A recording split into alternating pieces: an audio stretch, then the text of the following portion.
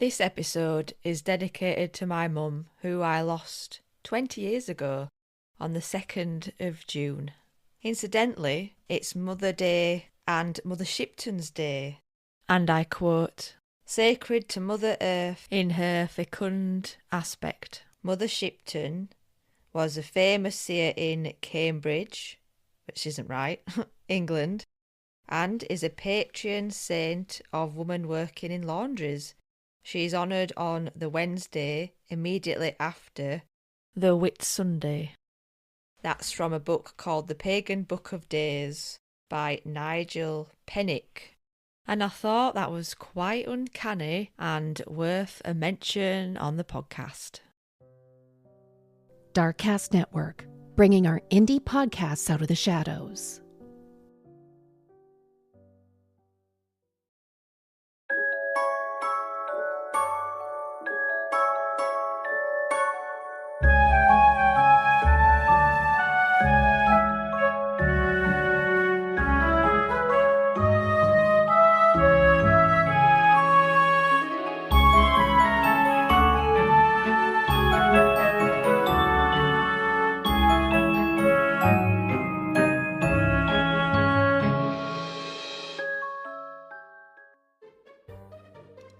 Now then, witches and beautiful souls, you are listening to the Bell Witch podcast with me, Swailes, the Friendly Green Witch.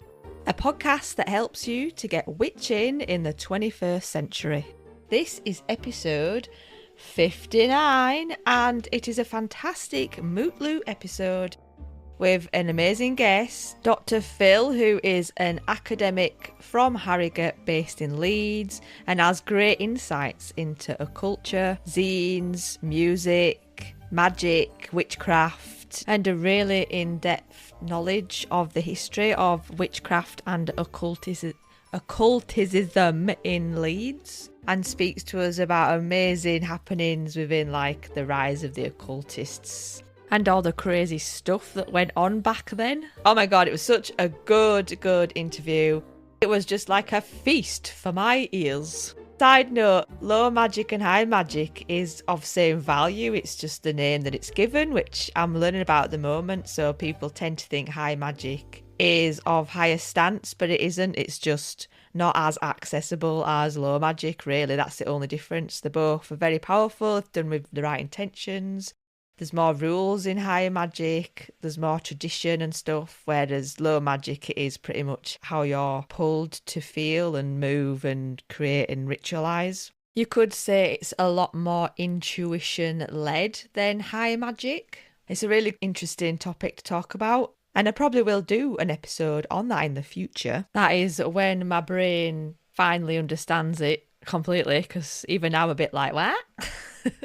But yeah, how are you? How are you, listener? I have had such a great couple of weeks. I'm fresh back from the little half-term jaunt with my witchlings up in gorgeous Northumberland, where some of my family have moved to now, which is pretty special. Before that, I went to the podcast show in London. Oh my god, it was a big-ass day. I learned loads. I met some other podcasters, including Natalie from Weird in the Wade, that made me feel right at home because I felt like such a small fish in the vast ocean. And Weird in the Wade is such a good podcast, listener. I do encourage you to go and check out Weird in the Wade. It's proper spooky, it's really well executed, and like me, Natalie does the whole thing from start to finish at home on a little computer, yes? I also met another fellow independent podcaster at the little podcast social after the second day, Luke from Impropod Podcasts. And it's such a nice podcast. I do recommend you go over there and have a listen. It's all about improvising music from stories and stuff. And I do sniff her collab on the horizon, so that'll be fun, won't it? But yes, it was an amazing day out at the London podcast show. I was amazingly gifted a ticket that a fellow listener and podcast manager had won.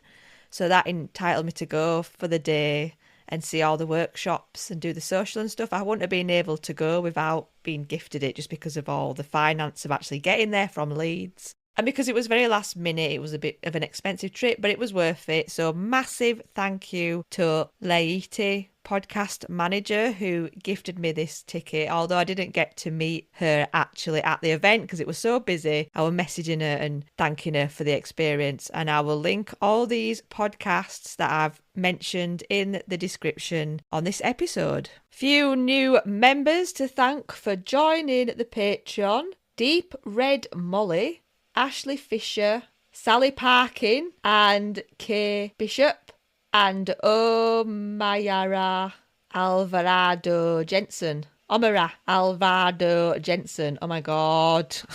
I'm so Yorkshire. I'm sorry I butcher these names. Honestly, sometimes I don't know how you put up with me. Thank you so much for joining the Patreon. And I'm sorry it's been a bit quiet recently, but I have been away for a week to try and recharge and entertain the little witchlings, which have been very noisy in the room next to me, so you'll probably hear them on this recording. Right, that's your lot from me. I'm going to hit play now. Enjoy this amazing Moot Loot with Dr. Phil of Leeds. Hello, Phil. Welcome to my little witchy podcast. So great to have you here. How are you doing? I'm doing really well, thank you. It's a pleasure to be here, and thanks for inviting me. We're just winging it. We just had a little conversation before we hit record, and I think we're going to talk mostly about magic history and everything it influences around Leeds, which makes me just so excited. So if you want to tell us a little bit about yourself and your background. Okay, I'm Phil Legard. I'm a senior lecturer actually at Leeds Beckett University, specialising in music production and music technology. But I'm also a kind of long-time musician, particularly on the sort of underground, more experimental kind of scene. And a lot of my music making has been kind of tied in with probably things quite relevant to you and your listeners, such as paganism, visionary experiences, and kind of imaginative engagements with the landscape and that sort of thing. So that's kind of really always informed what I've done. I guess I could briefly kind of mention a bit of that because I sort of started really my musical journey as a teenager, getting involved with sort of DIY recording, primarily kind of noise, where there's no kind of tune. It's more about the kind of feel. You just kind of use effects pedals and amplifiers and feedback and whatever you can find to kind of create the sound. I often felt that that was a kind of a cathartic thing at the time that I needed as a teenager to kind of get some stuff, work through some stuff. But more and more I found sort of listening to kind of like drones and kind of little snippets of kind of feedback and things that I was creating had a kind of imaginative sort of quality. I would see quite vivid kind of visions and things when I was listening back to things, or kind of deeply involved in recording and improvising. So that kind of became a kind of mode of musical working.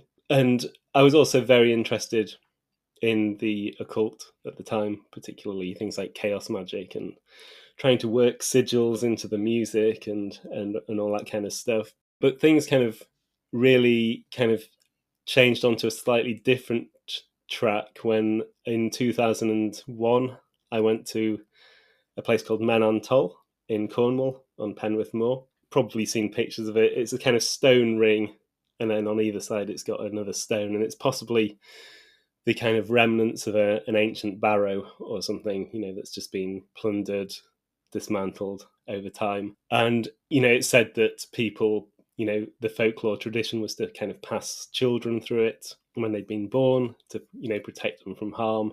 And for a bit of fun, I decided to kind of crawl through the stone. But it seemed like when I came out the other side, something very magical had happened. It sort of...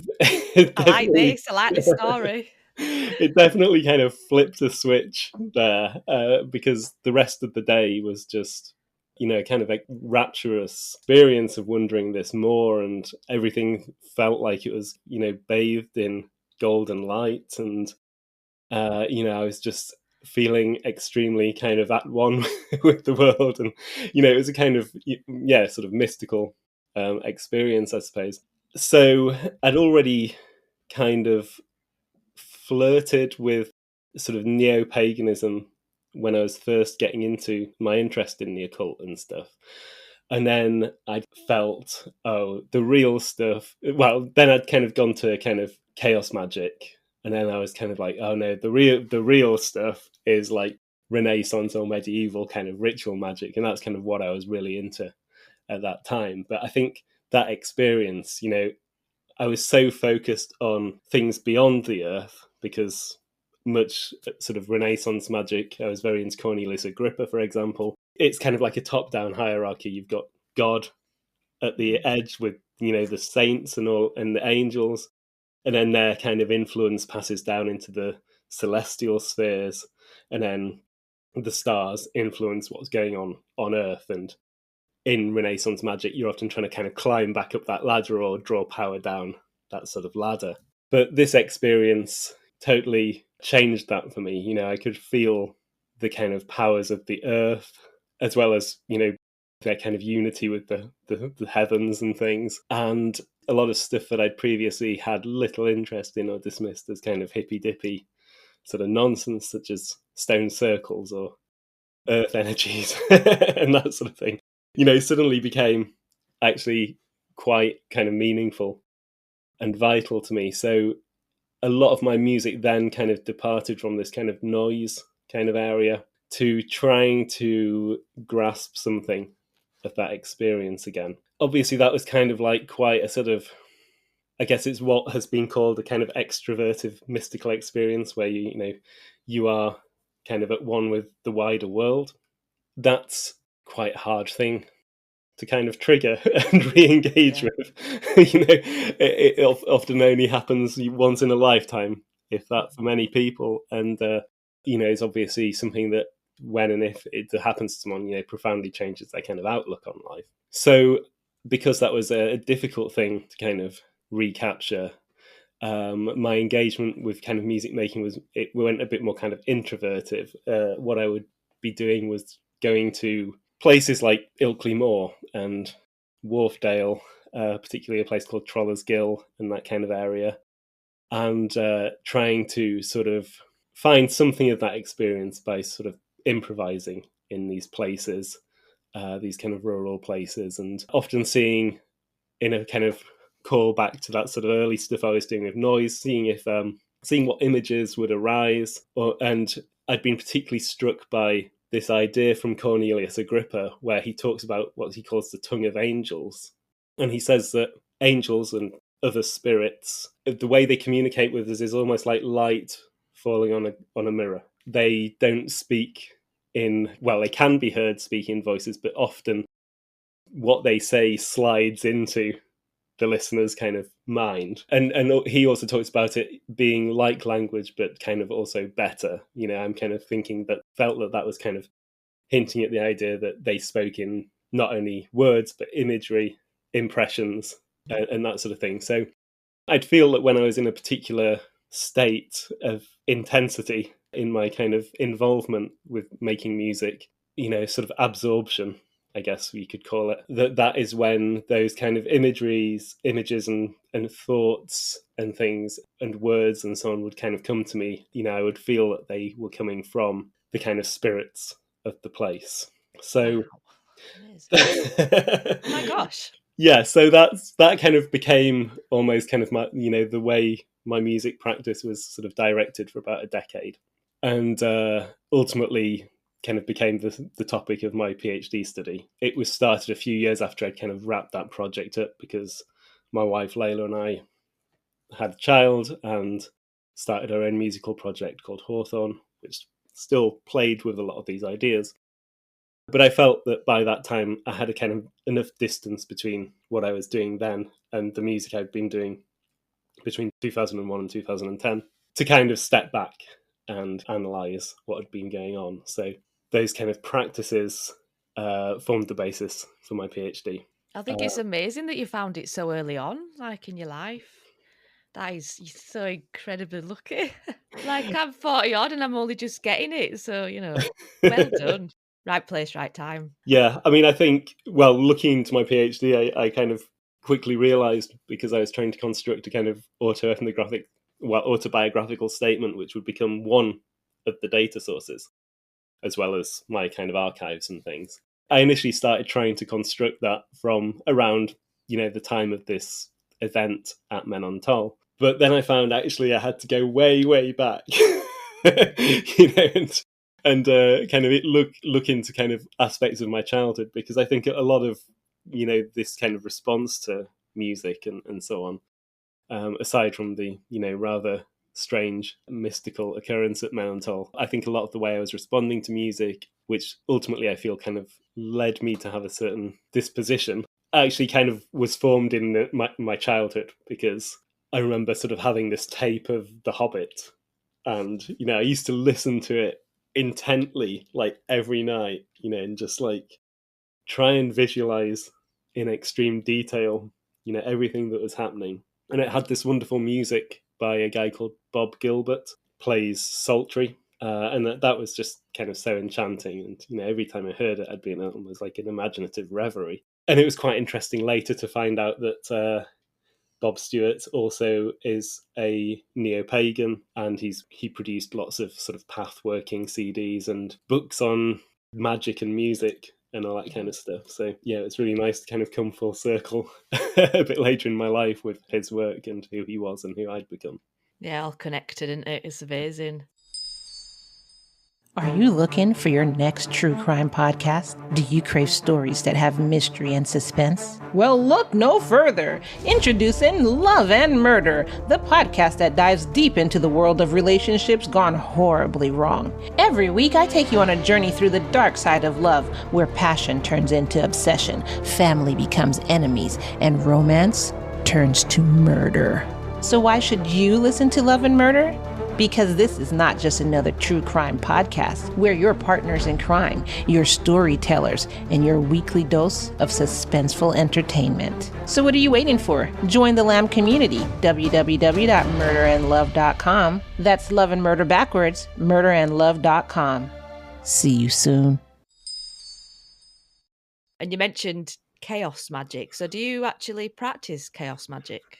I was really kind of involved in it in my late teens, particularly a sort of online group called Z Cluster, which was really interesting. And it had quite an interesting range of people on there, you wouldn't really necessarily expect, like Nima, the lady who kind of started this sort of Marked Magic current. But yeah, I mean, it was a kind of fascinating, really creative time, and I think that thing of anyone can do this, that's what really pulled me in, because I was doing quite a lot of sort of smaller kind of neo-pagan kind of rituals, but I think what I was really interested in was not necessarily the religious aspect but the kind of magical aspect. So when I discovered chaos magic, which was actually pretty much through chance, because found an issue of this magazine 14 Times when it was much more obscure, and I was kind of I think I was about 17, and there was a copy of it in Forbidden Planet in New York, and it kind of looked fascinating.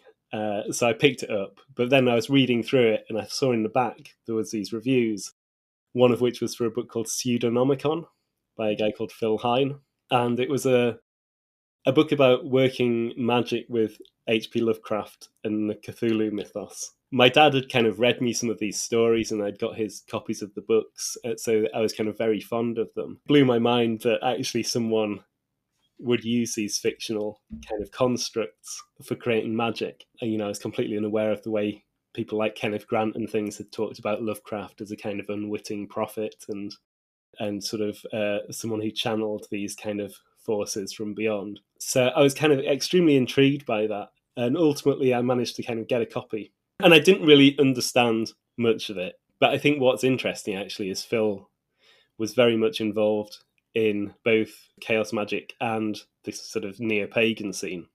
And he kind of really brought them together almost in this book in a quite oblique way, although he's talking about Cthulhu and Shub-Niggurath and all these kind of strange entities. Ultimately, though, he's talking about them almost as like forces of nature. And I guess if we talk about Ilkley more, we'll probably get back onto that and and Phil Hine's work. basically, that book was my first introduction to chaos magic, because it's written from that kind of perspective, with those, very fundamental techniques of things like path working and sigilization. I kind of was really kind of intrigued. I didn't understand it all, but then when Phil got on kind of online, he actually put up books like Condensed Chaos and Aspects of Evocation as free PDFs. So they became kind of my initial sources for chaos magic. And then, yes, I joined this group, Z Cluster. Had a great time thinking, oh yeah, anyone can kind of do this. I can create my own rituals. The main thing is, generating enough energy, or this kind of gnosis state that kind of is often said to sort of be the way these things kind of function and are powered. And it became a huge part of my life, and as I said, part of my kind of music making at the time. And then I moved across to this Renaissance magic, and then I kind of found my own kind of practice in sort of music making. But I think I probably would still count myself as a chaos magician in many ways, because I still kind of do a lot of those practices. I think sigilization is actually a really interesting, useful practice in some ways. Regardless of if it's effective or not, I think it's quite good to sit down and think about what you say want to achieve, and just get those things kind of almost out of your system in some ways. There's the whole kind of idea that you've then got to kind of forget in order for the sigils to actually function is a kind of really interesting one to me. So often Layla and I will sit down a few times a year and just create lots and lots of sigils. We like that kind of idea of shoaling, where you create a huge range of sigils for various things that you kind of want to achieve or want to happen. And then you treat that almost like a shoal of fish, which is following a leader. And then that leader is often active, is something will happen. Often we're quite focused on the River Wharf as well. That's become a sacred river for us. And, maybe I can talk about that shortly. But we'll often kind of tie that leader of the shoal to things like the wharf. So when rain falls in the wharf, or when a salmon leaps in the wharf, or that kind of thing, then it gives the other sigils a little kind of spark. So we'll do those, and then periodically then burn them and start again. We do quite a lot of just low-level, fairly practical stuff like that, as well as in our music making. Often that's quite involved in a lot of ways, with doing things like scrying as ways to generate imagery and lyrics and all that sort of stuff. I think I'd still say that that's probably the best tag for me now. I mean, I kind of understand chaos magic a little bit, but it does scare me quite a lot, because it is about setting something off in it and like letting it go do its own thing. And I think I'm just too much of a control witch to which, I mean, I'd love to get there and trust the process and stuff. But it's funny you said about sigils. You create a sigil and then you don't see it again. You like release it. And my practice is very much I create a sigil and I spend time with it and I speak to it and I meditate with it. And so it's just interesting now. I guess that's higher magic and lower magic in it and how different they are. I don't know if you can. Yeah, I feel kind of slightly uncomfortable making. Okay. I mean, I used to be very into like, oh, this is the real high magic and this is the low magic. Okay, I'm just discovering it all. You see. Yeah, I mean, I feel that it's quite hard, isn't it? I'm kind of generally against kind of hierarchies and that sort of thing, because you even find in those kind of grimoires and stuff lots of kind of smaller spells and little recipes and that kind of thing. Yeah, it feels kind of perhaps a little sort of ahistorical sometimes, or a bit, what's the word I'm looking for, anachronistic maybe, to try and make those distinctions, because I don't know exactly how distinct they might have been in the past and things. And I'm a big fan of people like Paracelsus as well, who linked so-called folk magic and remedies with his hermetic philosophy and stuff. I think that's kind of really inspirational. You're really brainy, I can tell. You know a lot more than I have any clue about. Go through my life winging it, I tell you. I like that. I mean, I think I pretty much go through my life winging it as well. No, and that's okay. That's okay. I think everybody probably does. So you're a Leeds lad. I'm a bit ashamed to admit that I actually originally come from Harrogate. Oh, here we go. Harrogate. And you know stuff about Leeds and Magick? It's kind of almost an extension, I guess, of what was, what I was kind of becoming interested in with the sort of rural stuff. I'd often kind of dig into the folklore of an area and that kind of thing. With regard to sort of Leeds itself, I moved here in about 2000, so I've been here 24 years, longer than I lived in Harrogate. And the first place I lived was on Woodsley Road in Hyde Park. And that kind of looks over a place called Back Burley Lodge Road, where the Sorcerer's Apprentice shop kind of still stands. And I kind of was quite interested in that because I'd ordered stuff from the Sorcerer's Apprentice in the past, and I kind of knew that it was a very long-running occult shop, very much kind of at the centre of development of chaos magic in many ways. I kind of became really interested in that, and, the kind of feeling that maybe I'd arrived in Leeds just a bit too late because some of the key players like Phil Hine had moved to London, and I'd just missed Gyrus also moving to London, who became kind of really important to me, particularly about his work about Verbeia as the goddess of Wharfdale. I think that's kind of where this kind of interest in the sort of occulture of Leeds really began. I don't know if you've ever been to the site where the Sorcerer's Apprentice is. No. It's still pretty foreboding. It's a big kind of end terrace, and both sides of it are kind of occupied by what was once this shop, Sorcerer's Apprentice. And it's all painted black, and there's a kind of, imposing door knocker on there, and if you look up at the windows, they've all kind of got like mesh over them to prevent people breaking in or whatever.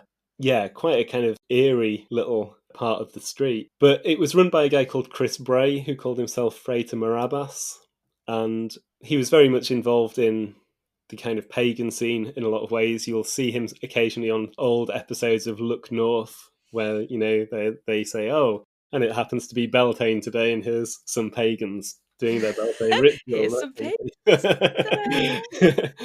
Just those kind of little filler kind of section. He seemed to be an extremely kind of canny business person, because in one form or another, Sorcerer's Apprentice has kind of persisted until the present.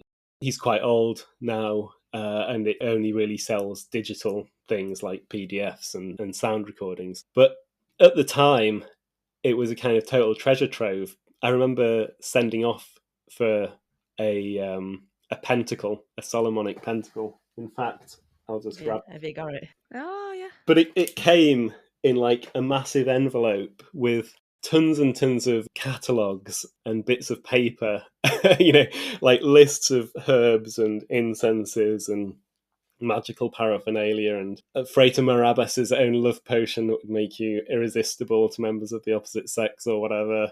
He also did a homosexual one a bit later, which was, I think very kind of forward looking.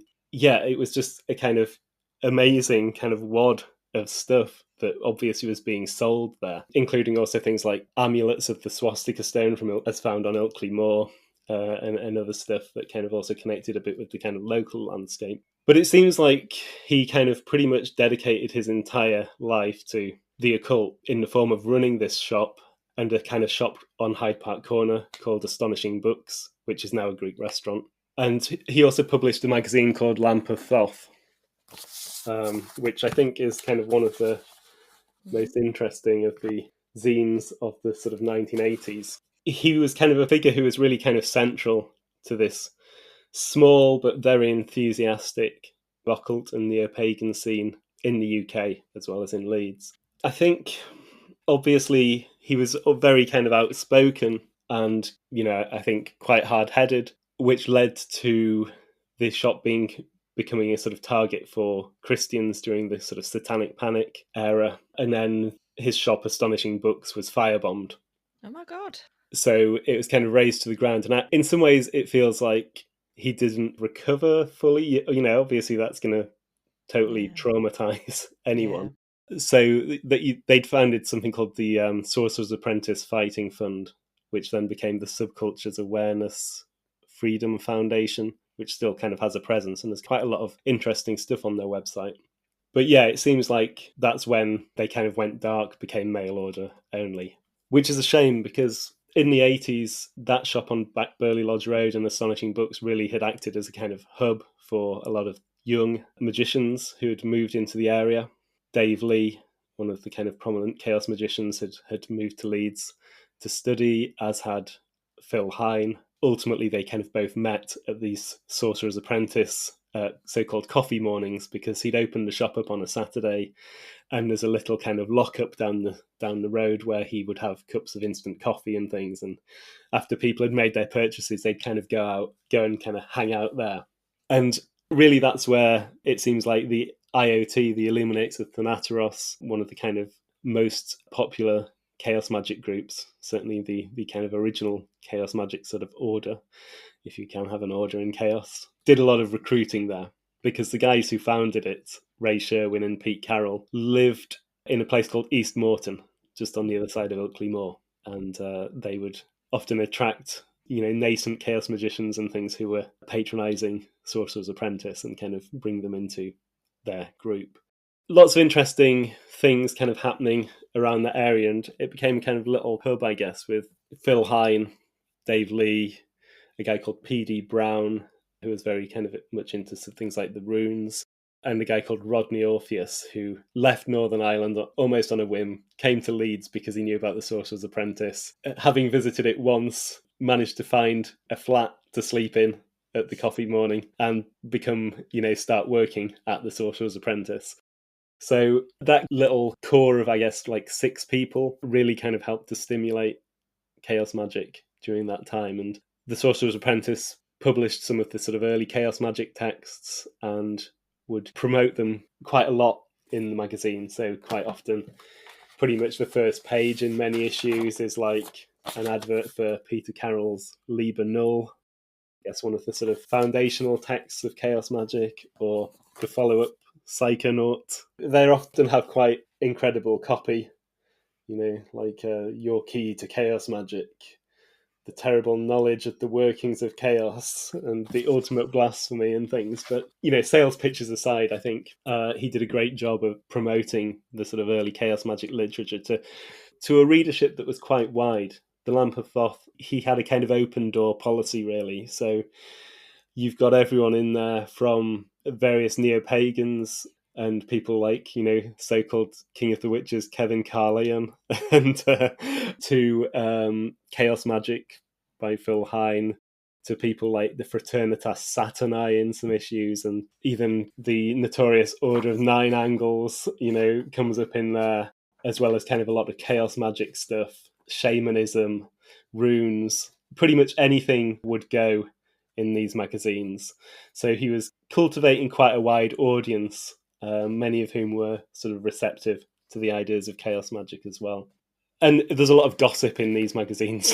There's a column called Gollum's Gossip, which is basically takes everyone down a peg, particularly I love that. Particularly Chris Bray's enemies and things. So ultimately, that kind of led to a bit of a schism, I think, between the Sorcerer's Apprentice and the kind of chaos magic set, because they published a magazine called Chaos International, where they rubbished a chaos magic cassette that Chris Bray had released. Oh my god, it's like handbags at dawn. And yeah, I mean, people sometimes seem to go on about like as if this kind of backbiting and so drama is kind of new, but obviously everyone's been at it for ages. You just have to look at Crowley and Mathers and all that stuff. And even going Thomas Vaughan, the alchemist, the Welsh alchemist, he was always like laying into people. So so yeah, it's been going on a long time, but it did kind of cause a schism, because they also published a comic about a kind of like conman spiv type character that ran an occult shop called Arthur Arfinch, and I think that was kind of too much and too far yeah. In a subsequent issue of Lamp of Thoth, Chris Bray basically, any book by Ray Sherwin that he reviews just gets slated. He has a whole page dedicated to like a tirade against Ray Sherwin called Ray Smarmy and all that kind of stuff. But yeah, that kind of whole area around the Sorcerer's Apprentice became quite kind of populated by some of those early figures. So there's a place called Asheville Avenue where Rodney Orpheus lived, only a couple of doors down from Sisters of Mercy. Occasionally they'd kind of do rituals on places like Woodhouse Moor, which I can't really imagine given that it's got major roads running past it.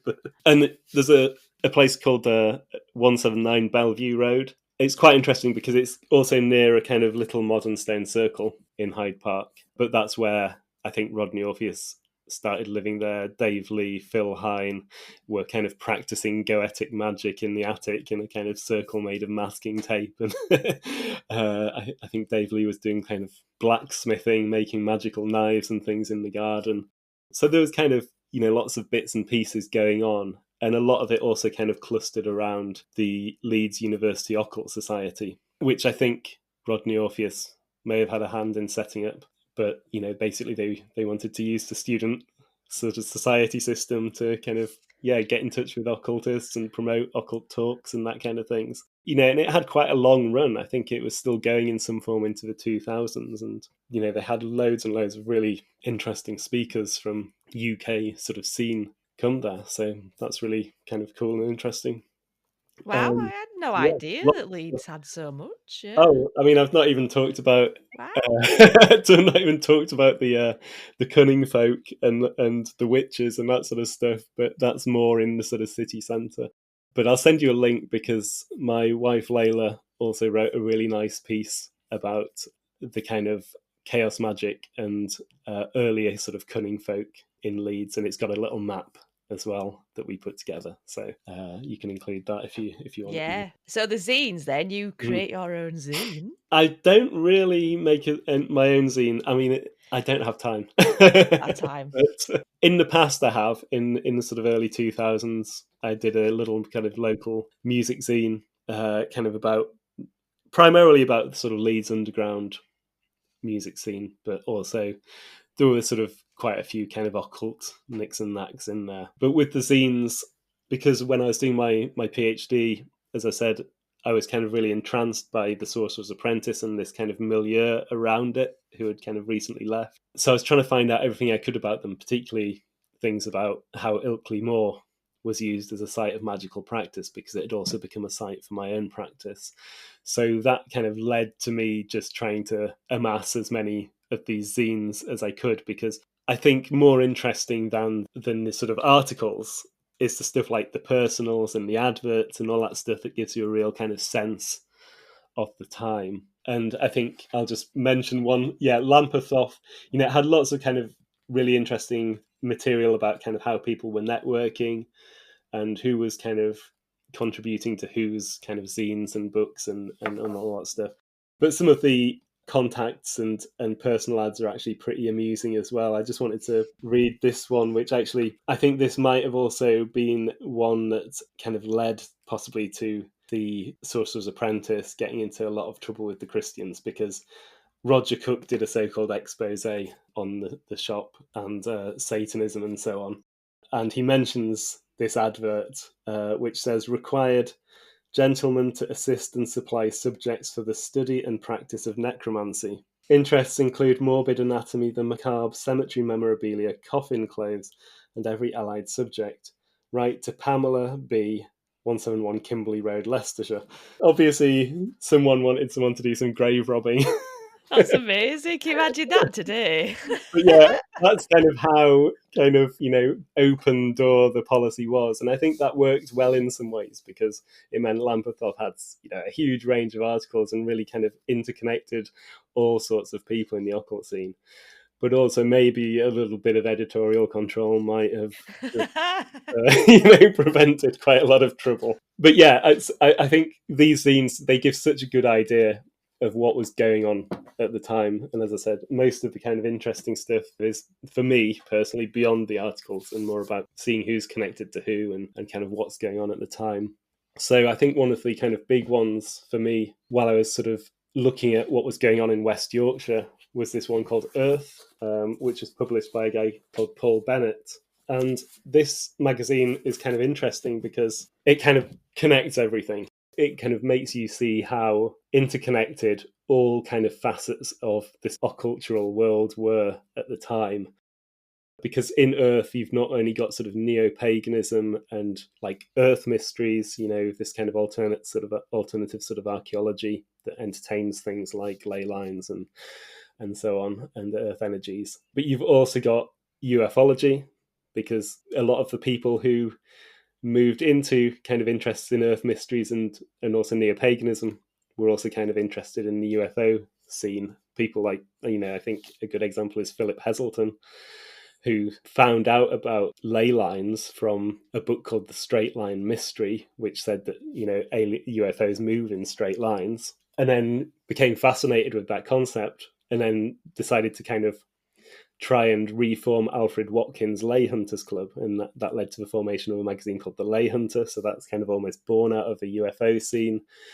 And then Philip Heselton also became a neo-pagan and a Wiccan. That was kind of under the surface for a long time, but then, he's now kind of very public about it and has written things like biographies of Gerald Gardner and done a lot of kind of great research in that area.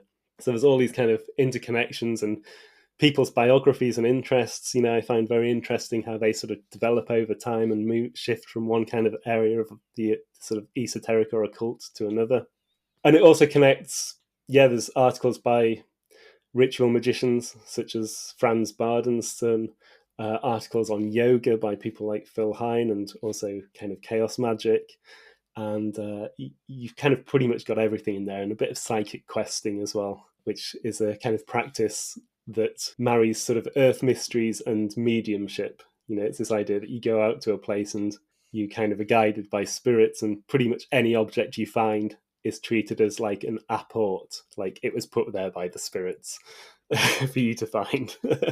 So much kind of interesting stuff. And that magazine, Earth, very much connected with West Yorkshire and that kind of scene, and it has some really kind of interesting aspects to it. There's a particular one where they rediscover a lost stone circle called Backstone Circle, and they do these kind of vigils there which coincide with UFO sightings, and they see cloaked figures dancing around the circle and becoming a kind of vortex of energy and all this kind of stuff. Really kind of interesting, and really interesting to think about what happened, how that experience narrative was formed. And, I also kind of find myself thinking often when I read these kind of narratives from the 80s, how much media might also kind of prime us for how we interpret experiences. There's always a lot of kind of laser effects or energy lines and things that really remind me of 80s special effects, which are perhaps not so present in earlier narratives and that kind of thing.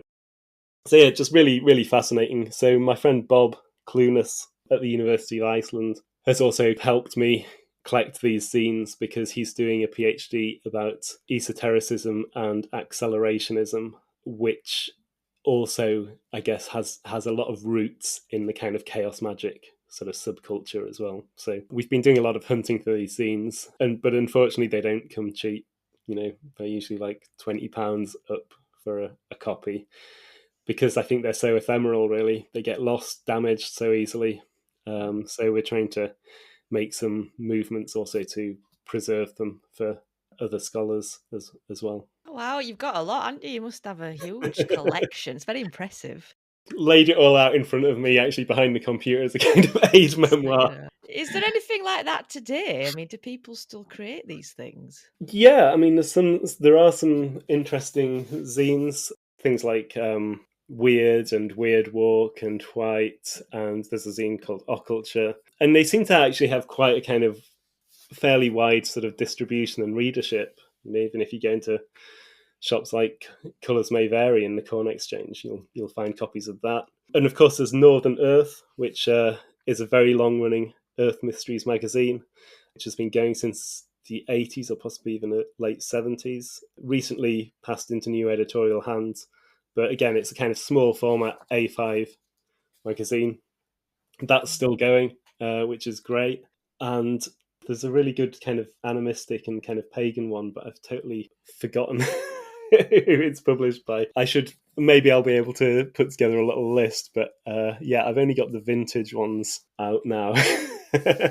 Actually, there's a couple of fairly new ones here, but I mean, I think the zine culture has really had a revival recently, because I guess it feels possibly people were publishing a lot of kind of like PDF zines and things kind of in the 90s and 2000s. But I guess people are kind of a little bit sick of social media and things as well, and the internet, and like to have something physical. I've seen zine almost seems to be used interchangeably with like the idea of a chapbook as well, just cheap folded paper. But there's so much of that. I kind of moonlighted a little bit in the kind of role-playing game scene, writing bits and pieces. Since kind of lockdown, the whole kind of idea of zines has completely blossomed, because they're cheap, and And they're accessible, aren't they? Exactly. Yeah. So that's really great. A couple of zines that have just dropped through my letterbox in the last couple of days that are kind of new is a really interesting looking one called Means, which is, I think it's published in Leeds, but it's a kind of underground music magazine with kind of special kind of thematic issues. This one on power, privilege and politics. Got a really interesting article about Ukraine's underground. And I've kind of become a bit of a fan of this one called Nocturnal Curse recently as well, which is a kind of black metal and dungeon synth related scene. I like the look of that one. Yeah, I mean, true to form with many of the kind of black metal zines, everything's in a kind of black letter typeface. But I mean, I've kind of recently turned to that scene as a possible area of study as well, because I think of all kinds of contemporary music making, that's the sort of dungeon synth genre is one that really puts imagination and discourses around the imagination at the center of the kind of music making. So I'm kind of trying to put together a little bit of research about how artists in that engage with mental, musically evoked imagery as well as world building. Do you talk at the in the Beehive in Bradford? There's a moot, isn't there? Yeah. It's Shipley. Yeah. I think I've only done one talk there, which was about the soundscapes of chaos magic. So it was looking at, again, a lot of the kind of resources came from zines, looking at the record reviews and music, musicians who'd contributed to them, and trying to dig into what was on people's turntables at the time, and how did the magic inform the music and the music inform the magic. So that was a really nice talk, and very much looking forward to doing that kind of somewhere else as well. But it's a nice little crew at the Beehive. I've been there a couple of times.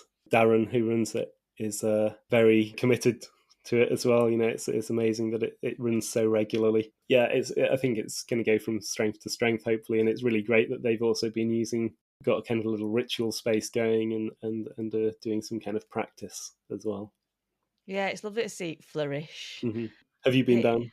No, just because like kids and life, and it's Tuesday and there's brownies and rainbows, and it's like I have to wait until they get older and I can join in. But I know Hazel of X Tarot who started it, yeah, and I probably know quite a lot of people who go. So, what else would you like to mention? Would you like to talk about your band and the magic of that? Or... Yeah, I mean, I guess I could kind of talk a little about that. Yeah, so when I finished my kind of project with the Genius Loci, it coincided with a little bit of a kind of creative sort of lull. But then Layla and I started kind of making our own musical project called Hawthorne, and it was very much influenced by our love for a band called Coil, which is a kind of 80s post-industrial group that also in the later 90s and early 2000s turned towards this kind of genre of ambient music that they called moon music. They kind of turned kind of more towards paganism and moved out to live by the sea at Weston-super-Mare. The band initially started very influenced by that because and even the name is kind of derived from that kind of legacy, because the singer was called John Balance and he spelt it in a very particular way, referencing the way we spell Hawthorne. And his ashes were scattered at a kind of hawthorn in Bassenthwaite in Cumbria. The kind of music almost started initially as a way to commemorate his life and work, but also as a kind of seance to ask him to guide the project. That involved actually quite a lot of interesting work, I think, with one of the ways it started was by taking lots of interviews with John Balance. And then I wrote a computer program that would cut them into like half-second fragments. And then it would play one fragment and another fragment in each ear of the headphones. And then you'd listen to these repeating, and they would seem to come together to form words. Like hollow, moon, and all that kind of thing. So those words became lyrics, or they became things that we could kind of string together into visualizations, which would then generate more lyrics and musical themes and that sort of thing. But one kind of really interesting thing that happened at the time was our son was only a few months old, and we'd been kind of messing about with these so-called spiricom frequencies. They're part of this kind of machine that was allegedly built to communicate with the dead. And I think the kind of rationale behind them is that they possibly mirror the harmonics of a human voice, so that when another signal is kind of filtered through them, it resembles a vocalization. But we'd been kind of playing with these spiricom frequencies and keeping John Balance in mind. And then when we went to bed, we were co-sleeping with our son. And very early in the morning, he woke up and was sat up, bolt upright in bed, just animatedly talking to thin air, and then listening, and then laughing. Yeah. So yeah, there's definitely something going on there. And then subsequently we often kind of work in kind of similar ways as well, looking for kind of particularly strong themes, or using dreams or other sorts of vision making in our process. So we had a whole album which was kind of dedicated to mugwort. You're quite into herbs, so you probably know about some of the properties of mugwort, but particularly using it as a kind of dream-inducing herb. I mean, I find it actually gives me really bad, sort of almost like a hangover. Oh, really? Yeah. Cool. But it does, often stimulate some quite interesting dreams. So that was kind of one approach to doing our album, which was called Red Goddess of This Men Shall Know Nothing. Our last album that we did, Earth Mirror, has, I think, one particular track is called Odo Galse, which is an Enochian phrase, but it basically came from, we did a ritual called Shaddai's Gate, where you draw a kind of talisman of a gate, and then you do your kind of opening rituals, whatever those might be for you, and then you visualize yourself approaching the gate and passing through it. In it's almost like one of those spirit vision exercises in the Golden Dawn, where you visualize the tattvas on the doors or whatever, and then pass through. Only just a little bit more involved. But Layla did that ritual and had this kind of vision of a sort of pyramid-shaped hill, and it was surrounded by water, and then there was a kind of pear tree with a kind of golden pear or something on it that then dropped into the water. Thinking about what that meant, and then translating it into the language of Enochian, this sort of a magical language developed by John Dean Edward Kelly in the 16th century, that kind of became the lyrics. We wrote down the vision, translated it into Enochian, and that kind of became the song, so to speak. So yeah, we kind of do a lot of fairly involved things to create the music. So deep in it. There's so much layers. I mean, that means we're actually extremely slow at producing material. I get that completely. I'm also really slow at producing stuff. And yeah, Layla's other band, Tristica Fenywad, is a kind of Welsh language goth band, and that's really kind of taken off and had quite a lot of kind of popular crossover. So she's quite busy with that, which is great. It's really, really, really, really cool to see how this kind of underground pagan group has been embraced by so many people. So it might be a little while before the next Hawthorne comes out, but we've still got quite a lot of ideas. We were very struck by a trip to Potterne a few weeks ago after we played a show in London, and it's a kind of Neolithic midden. It's basically a farmer's field, but you just have to walk a lot on it, and you'll see fragments of ancient pottery. Layla found a fragment of human skull because there was bones and buried there, and it's quite magical, just seeing all this stuff kind of churned up 4,000 or more years old. So I think that might be the kind of inspiration for some future work. I think there's a really interesting thing about it. I think that only bones from the left-hand side of humans have been found there. Don't quote me on that, but Oh my gosh. there's How? definitely What? something very strange going on. Yeah, that is weird. So yeah, I think this kind of churning up this ancient landscape and kind of looking at it and interpreting it, I think is going to be the next project for Hawthorne. But we're also working with some friends on a project about Langdale Axe Factory as well, which we're hoping might secure some Arts Council funding. Manifest it. Yes, got to get the signals going. Can people hear your band on Spotify? Are you on stuff like that?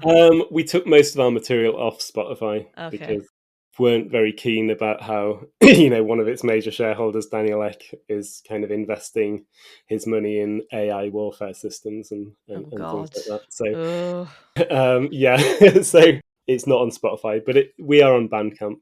Yeah, so. and I'll link all that in the show notes. Right, well, this has been so good. I've been so enlightened and had my brain blown because you're a fountain of knowledge. You know a lot. I just can ramble, It's great. That's what I need for a podcast. Where can we find you on the old social medias? I'm on Instagram as Phil_Legard. And the band Hawthorne is also on there as Hawthorne, HAWTHONN. And I also have a B-Sky account, which is Larkful.